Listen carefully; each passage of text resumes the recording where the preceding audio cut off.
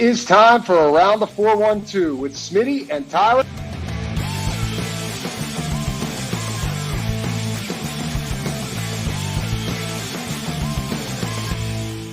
Welcome back to another episode of Around the 412. I am Tyler. With me, as always, is my co-host, Smitty. Go follow us on all of the social medias at Around the 412 over on X or Twitter, whatever your preference is. I know Smitty has a preference. Instagram, TikTok, Facebook.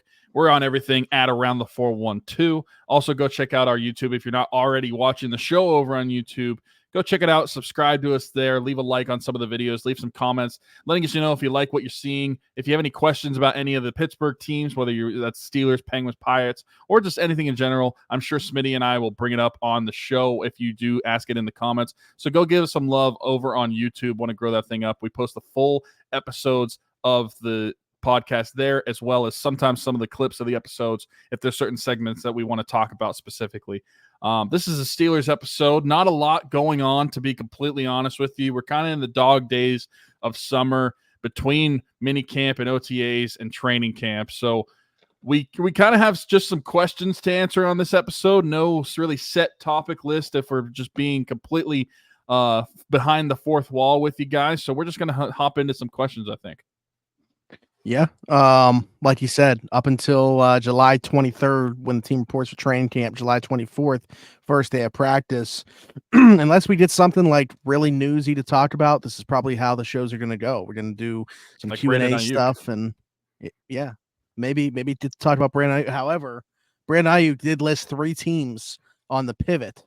The Steelers were one of the teams that he listed for that he thinks he could play for in 2024, but we will. You read off the quote, by the way, to me just before we started recording. The way he worded it was wild. Yeah. All right. So yeah, let's just start. Let's there, just get into it right now. I posted that it was my favorite quote of all time, and the reason that I said that is I just love the fact that he just blatantly has like openly talked about this in the way that he has, and it's such a long-winded answer as well. Probably before you read it, not just that. He's still under contract with the 49ers saying this as well.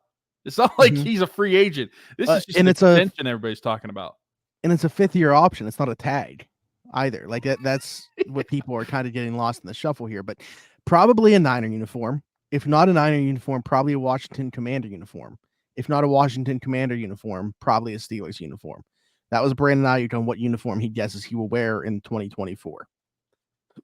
So he was on the pivot talking about this since this interview. So it came out today. The interview came out today, but it was recorded in the past. So since this interview has taken place, he's met with the 49ers. That seemed to go well. Ultimately, I think he resigns with the San Francisco 49ers. But the Steelers are certainly a team that has tried to pry Brandon Aiyuk away from San Francisco. So for these people that are saying like they're not willing to pay him, I think it's more of a question, are they going to give up the draft capital? Because I don't think that you're engaging in conversations with San Francisco if you don't plan to pay him the extension price. Yeah. Like, you know what that is going to be, or have a pretty good idea. If he's turning down offers, you know what he's turning down. I don't know. I think that we are at the point now where we can definitively say the Steelers would be willing to pay the money to do so. Maybe they wouldn't give up the draft capital that it takes. Yeah, I agree with that. I think that they would be willing to pay that at this point. If the conversation has gone on long enough where that has to be the case.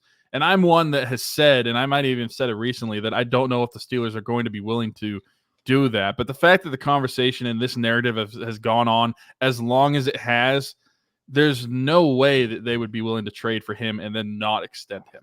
That would definitely be in the cards for the Steelers. Does he end up in a Steeler uniform? I doubt it. I don't think so at this point. And like you just mentioned, by all means, his meeting with the 49ers went well. So if I'm a betting man, I'm putting my chips on him being in a 49er uniform this season and getting an extension moving forward with that team. But the quote was hilarious. The wording of the quote was hilarious. I found it so funny that he was talking about, if I'm not in a 49ers uniform, then Commander uniform. If I'm not in a Commander uniform, I'll be in a Steelers uniform while he's still under his rookie contract with the 49ers. Like, I don't know that I've ever heard anybody like talk like that while still being on their rookie contract. I think the most likely scenario here is they extend Brandon Aiyuk, run it back 1 year, almost like a last dance type thing in 2024, and they trade Deebo Samuel before 2025 starts. I mean, what a room that you would have for 1 year while this team is trying to win a Super Bowl. That's the other part of this. Why would they be worried about future assets right now? Like, if a trade was going to happen, it's going to happen on draft day when they can get more picks to use for right now because it's a team trying to win a Super Bowl. So I just think that they're going to run it back. Aiyuk, Deebo Samuel, Jennings, Ricky Pearsall have a great wide receiver room for this year. Move on from Deebo Samuel, and that's still obviously going to be a really good room with Aiyuk, Pearsall, and Jennings. But I think Deebo Samuel's probably the guy that's on the outside looking in after 2024. Aiyuk's the guy that can run routes on the outside, legit outside receiver. Deebo Samuel he operates in the middle of the field. He operates like a running back when he gets the ball in his hands. Really good yak guy, but he's not like he doesn't do a lot of things as a traditional receiver nearly as well as Brandon Aiyuk does. So I think Aiyuk is the guy. Plus, Aiyuk doesn't have the injury history. He's a little bit younger. He's the one to build around, in my opinion, in that receiving room. So ultimately, that's how I believe it plays out. And that's when the Steelers will swoop in next offseason, and it's all going to be about about Deebo Samuel instead of Brandon Aiyuk. So a year from now, it's still going to be talk about the 49ers, just a different receiver.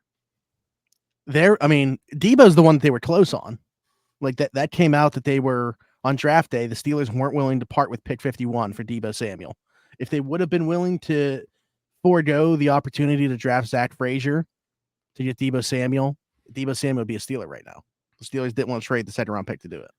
Ultimately, I agree with the decision. I 100% agree with it, because what's more valuable to the team as it sits right now if you replace Deebo Samuel with Zach Frazier? I mean, not literally the position, but just those guys on the roster. Do you feel better about your offense if you have Deebo Samuel and you have no idea who is playing center, or you have a starting center from day one?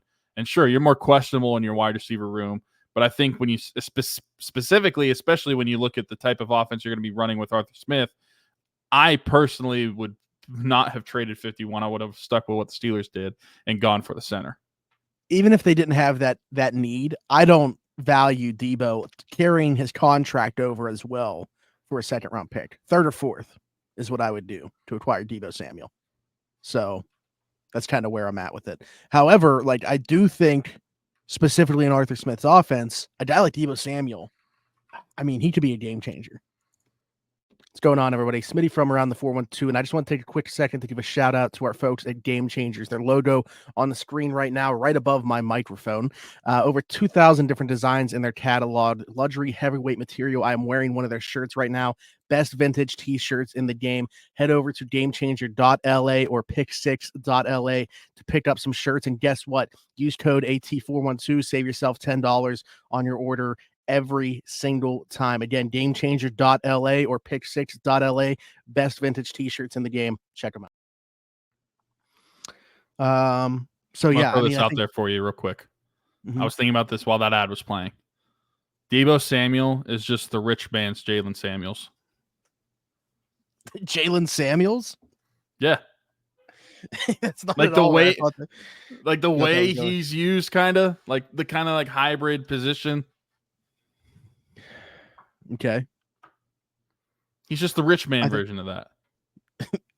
The very rich man version. The Jeff Bezos version of Jalen Samuels. Yeah. But just how they're used. That's what I'm talking about. Not skill set. Jalen Samuels, 2018 Jalen Samuels. In a little bit 2019. He had the game against the Colts where he had like 11 receptions. But yeah, what a pull. Anyways, let's get into some questions from Twitter here.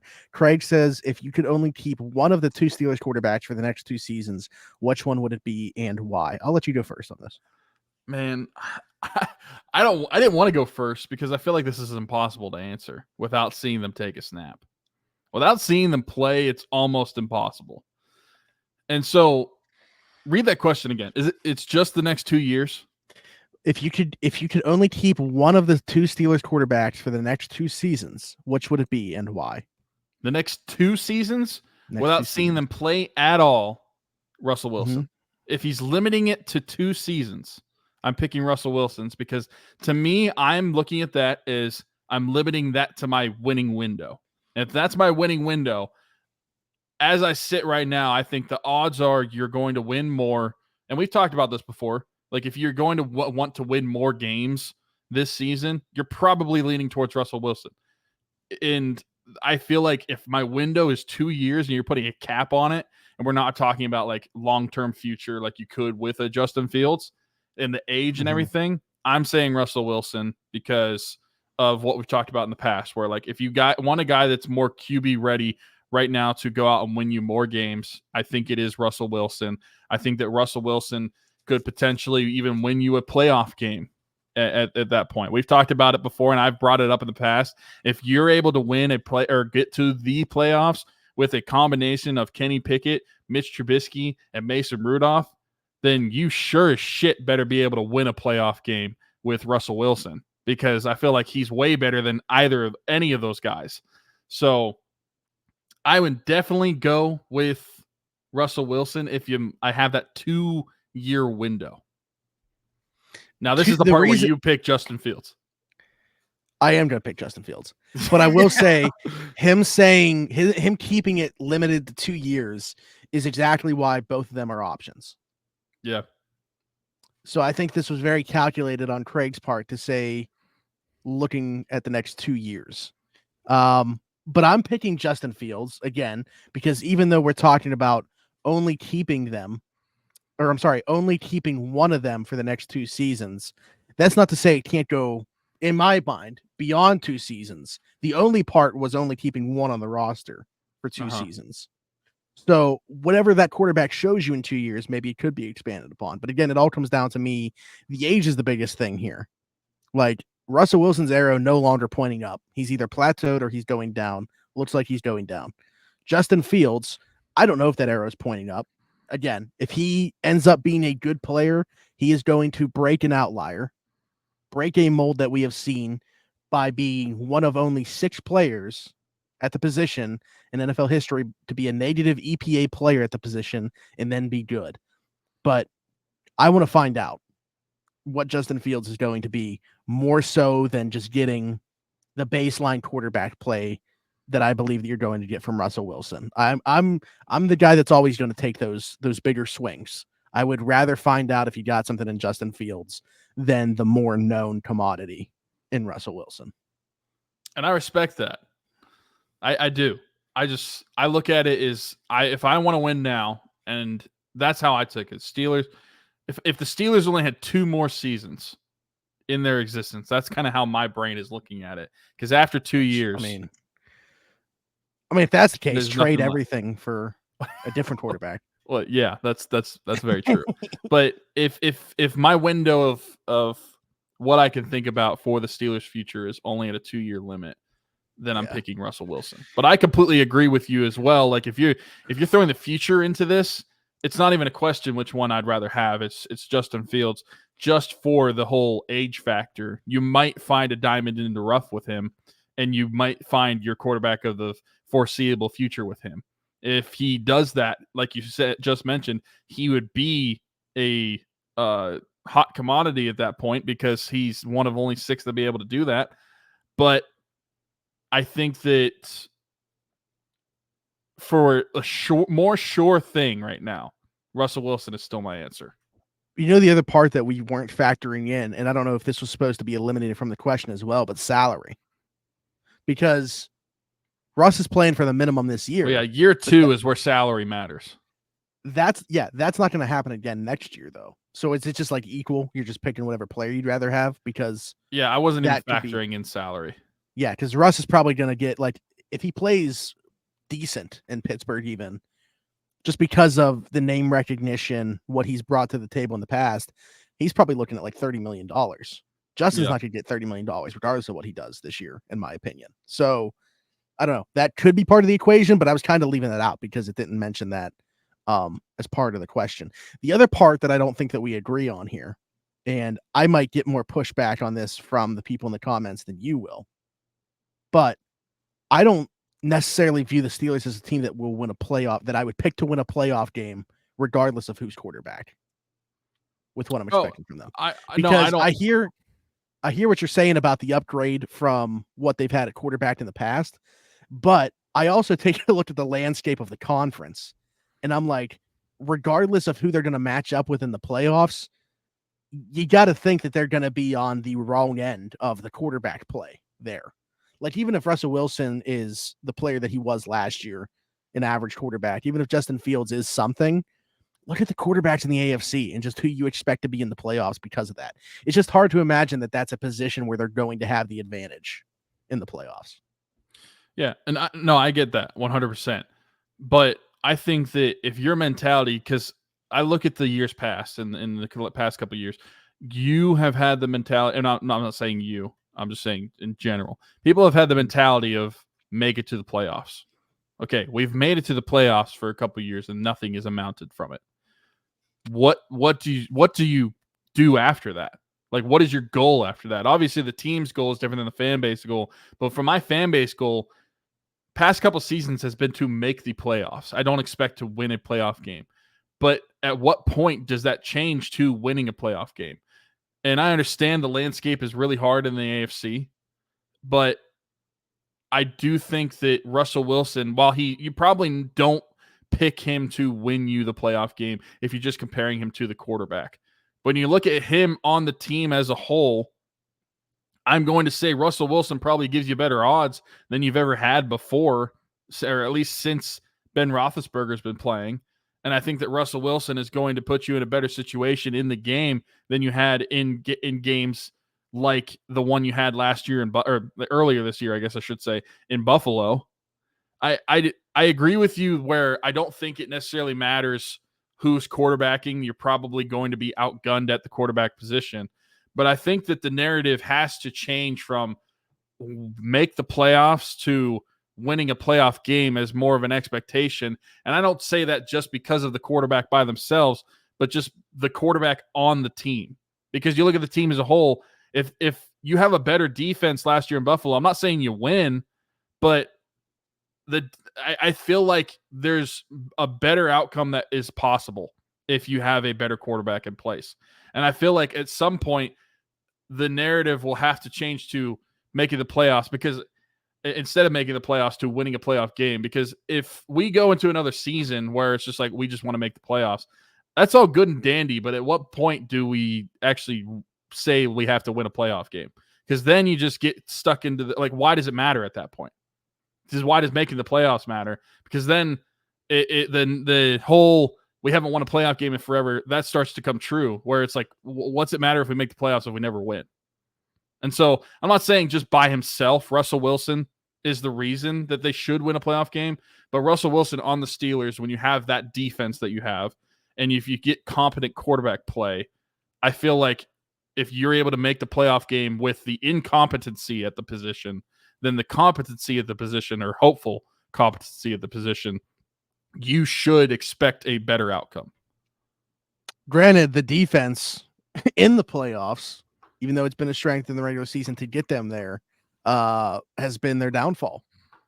Basically, going back to that Jaguars game. So that's obviously something that's going to have to change as well. But honestly, it all kind of seems meaningless, right? I mean, we got Patrick Mahomes doing what he's doing with the Chiefs. What's the point of making the playoffs? They're just going to win the Super Bowl anyway. So no, but anyways, we appreciate the question, Craig. Matt, who had the same question about the Penguins, he actually asked us one for each sport. I love when people do that. More people should do that. Concern level that Arthur Smith will try to use Justin Fields like the Saints do with Taysom Hill. No. I don't think Zero. so at all. Oh, concern level. Sorry, not yes or no. Concern level, 0. Yeah, he's not going to play special teams, and he's not going to be a receiver. In terms of the running packages that they could implement, I could certainly see that. I think that they're going to do a lot of different things with him around the goal line. Maybe he'll be the short yardage quarterback as well, to be able to do QB sneaks and some designed run stuff. But he's not going to line up, the way that Taysom Hill does and run routes. He's not going to play special teams in the way that Taysom Hill does. So I don't even think he's going to go out there to throw the ball. And maybe I'm off on that. I think if he's out there, he's running the ball. I mean, I hope not, because that would be quite the tell for the defense. I think he's got to be able to pass out of that sometimes to be able to keep the defense honest. Otherwise, if you see Justin Fields come onto the field, they're just going to be like, oh, they're running the ball here. So unless you're talking about having both quarterbacks on the field at the same time. I don't know. Let's get crazy. But Fields has to be able to throw the ball in those situations as well. So I'm not saying that you're wrong, but I hope that you are. Yeah, and I'm not saying that I think that they are not going to call him to plays where the option to throw is there. I just don't think it will ever happen. I think it's going to be run first mentality if he's on the field. Okay.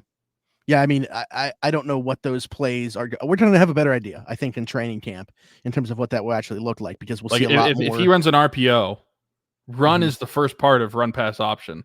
I feel like that's going to be emphasized with him on the field. He's don't run a RRO. Yeah.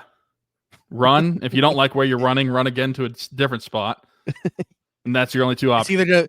It's either going to be him running or somebody else running. That's the option.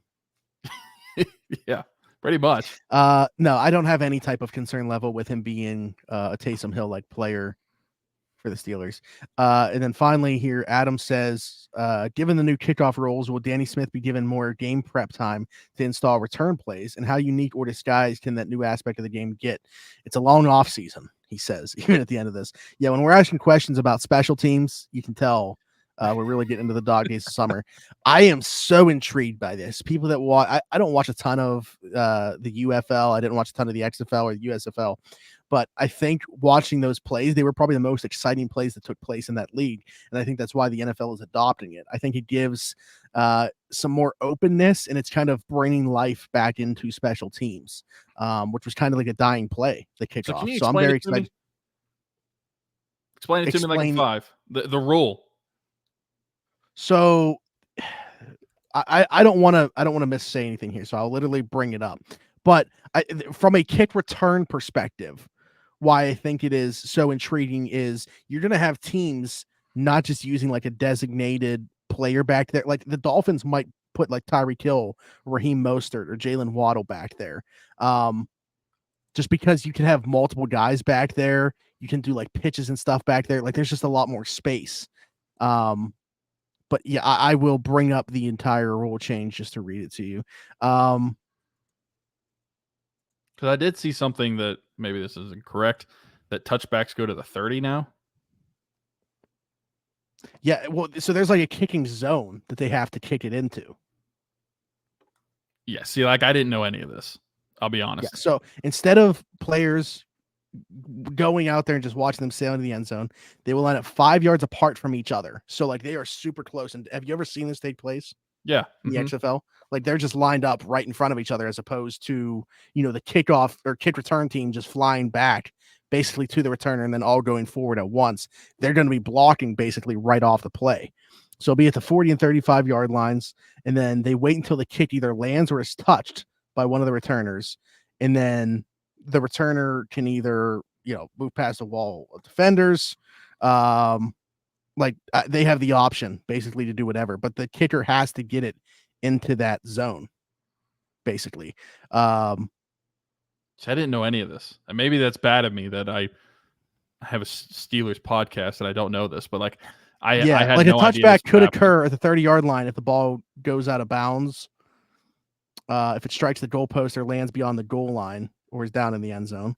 No player can move the ball until it's received by the returner. I think we knew that. Returns so if to you return. kick it out of the end zone, it's a touchback? Like that goes to the 30? Mm-hmm. This is interesting to me. So what is the kicking zone? Or not the 30, not the 30. No, it's the 20. It's the 20. Yeah. So what is the kicking zone? The kicking zone, where is it set up at? I don't know. That's why I asked. But I don't actually fully know. I don't know. This is all new to me. Like I knew that there were rules being changed, but I didn't know that this was happening. Like this big of a change. I didn't know the whole 5 yards apart thing was happening. Although I think that is interesting, and I think that's better for you're not going to have the rundowns and people getting hurt that way. It's I feel like it's even safer to block just 5 yards away. So it's better that way. So this is interesting. The XFL had 341 kickoff returns in 2023. the NFL had 587, but you're talking about 40 games as opposed to 272. So the XFL averaged 8.5 kick returns per game. The NFL average is 2.2. Wow. So yeah, they will definitely be back. You're going to have guys that specifically are just like there to play, like special teams players too, were becoming harder and harder to like carve out a role for themselves, unless they were like Miles Killebrew that also would just like block basically a couple punts per season. But like it's just like it's going to be more prevalent. So who's return the average main kick returner right now? What you say, Calvin Austin? Cordero Patterson. Oh yeah. I forgot we had. Yeah. I'll be honest. The landing zone. I sometimes forget he's a Steeler. Landing zone is between the goal line and the 20. Any kick short of that, the team gets it at their own 40. If it lands in the return zone, it has to be returned. You can't just let it go. What about in the end zone? It's just a touchback, or can they return it? They can return it, I think, but I mean, you're risk if you don't get it out to the 30. Like, this is wild to me. This is interesting. Yeah, that's what. Yeah, so like people that didn't watch the XFL or USFL, and I'm included in that. People like I've seen it happen, but don't fully understand the dynamics, and I've certainly not watched it play out to a large extent. They're going to be taken aback by this. Like that's another reason why the preseason is going to be so intriguing, because it's the first time we're going to see this take place. That's going to be interesting. But yeah, I completely forget that Cordero Patterson is a Steeler. Maybe that's mean to him, but I forget he even exists sometimes. Yeah, well, I mean, which is like we knew it was going to happen. Arthur Smith should have known. Should have seen this coming from a mile away. Yeah. So what was the question again? Given more prep time, yeah. I mean, I think that it's going to be the emphasis for a lot of the special teams, like as opposed to punt block or whatever. Like the because you could say you spend equal time on everything. That's probably not the case. Mm-hmm. I would venture to guess this is going to be the majority of Danny Smith's work. I know he's super excited about it. So I would say, because you are actually like designing plays for this type of thing now. Like you're going to have kick return plays as opposed to just, you're wanting the formation of everybody to go to the right or to the left or to the center. You're literally going to have kick return plays. They might have times where they have Cordero Patterson and Calvin Austin both back there, and they both touch the ball on a kick return. I think they should do what TCU did like 10 years ago and have one of them lay down in the end zone, and then then just throw a backwards pass as soon as he gets it, and then just streak up the other side of the field. Man, I like it. This is going to be interesting. I didn't know about this, so this makes me even more excited to watch special teams. Yeah, it should be fun. But like I said, it's going to take a while to get used to. There's a lot of intricacies that like I knew it was happening, but didn't even know everything about it. Imagine being a guy that's on like kick return and you're just one of the blockers and you're like, great, I actually have to do something now. Yeah. That's what I'm saying. There are probably guys that were going in a training camp that are going to earn jobs because of this that otherwise would have been cut. Smitty from around the 412 here. And while I may not have much hair, the hair that I do have will not be cut by anybody besides Keek at Keek's Barbershop. My friend Christian Circle, been with us since day one. Keek's Barbershop, located 401 Burkitch Way, Suite 2 in Beaver, PA. Download the app, The Cut. Book an appointment with Christian today, or you can do walk-in with Tony or Ashley. But again, Keek's Barbershop, 401 Burkitch Way, Suite 2 in Beaver, PA. Go check them out. Old school vibe in there. Absolutely love it. Cannot recommend them enough. Wouldn't go anywhere else. Maybe I'll see you there. So, yeah, I mean, I think there's just to be like a Mark Robinson, I think. Ryan Watts. Those are guys that I think are going to thrive with the new kickoff role, and I'm excited to see. That was it. I don't think that we have anything else. I'm not even acknowledging my friend Kyle sent me a question and said, when is Brandon Aiyuk going to be a Steeler? I guess we kind of addressed that touched on it. We did answer it. At the beginning of the episode. I'm just ready for it to be over. I mean, don't get me wrong. If Brandon Aiyuk were to become a Steeler, there'd be few people that were more thrilled than me. But just because this has been dragging on, I don't believe it's going to happen. I'm just ready for it to be over. Sign that extension in San Fran and let's move on. We've been talking about this for going on 4 months now. If it was going to happen, it would have already happened. It would have happened before the draft or on the draft, so that San Fran could have that extra draft capital to use this season. They have no interest in picks beyond 2024 when they're trying to win a Super Bowl. So, and we don't have like the type of roster to do like a player for player trade like that makes sense for them. Like, what do they like James Daniels and a first round pick or something to help them on their offensive line as well? I just don't see how you get to the value lining up for San Francisco that makes them still equally as good, just in a different area in 2024. Do they want Russell Wilson instead of Brock Purdy? Yeah, Brock Purdy, the cheapest rookie contract in football. The cheapest rookie contract and one of the better guys still on a rookie contract right now. Yeah. So I don't know. Fun episode. Some great questions in there. If you want to get your question answered on the next Around the 412 Steelers show, drop it in the comments. Be sure to like, subscribe, hit that notification bell, do all that good stuff. If you are here on YouTube, if you're listening somewhere else, be sure to leave us a 5-star review and subscribe over there to get your notifications. A big shout out to Haley Wagner, Everything Custom Designs, which I just mentioned on the Penguins episode. She now is going to be doing hats. Whether she has started the production of any or not, I don't know yet, but definitely in the near future, Around the 412 hats will be a thing. But I will let myself from the past tell you a little bit more about Everything Custom Designs. Need a custom t-shirt, hoodie, tumbler? Stop what you're doing. Don't go anywhere else. Check out the link in the description. Everything Custom Designs, our friend Haley Wagner, small business. She can do all that for you. She even does Around the 412 merch, t-shirts, hoodies, long sleeve tees, bunch of different stuff. I even got a tumbler from her as well. So go check out the link in the description. Goes directly to her Facebook page. All of her stuff can be found there. Again, Everything Custom Designs. Haley Wagner. She does great work. Can't recommend her enough. Go check it out. Just another reason. I know I say it every week, but just another reason that I need to redo that promo. She's going to be doing hats now. So definitely going to have to redo that to mention that on there. But the link to that is in the description of the show, as is the link to Game Changers to be able to save yourself $10 on any of their 3,000 plus now designs over there. So go check them out. Being that this is the Steelers show, Pat Fryermuth, Patrick Queen tees just dropped over there. So go grab them. Of course, use code AT412 at checkout. Save yourself $10. I think that's it. So once again, like, subscribe, notification bell, 5-star review, all that good stuff, all the YouTube and podcast stuff that I'm supposed to say at the end of the podcast. Insert here. For Tyler, for Smitty, this has been the Around the 412 Steelers show. We'll talk to you next time. Bye-bye.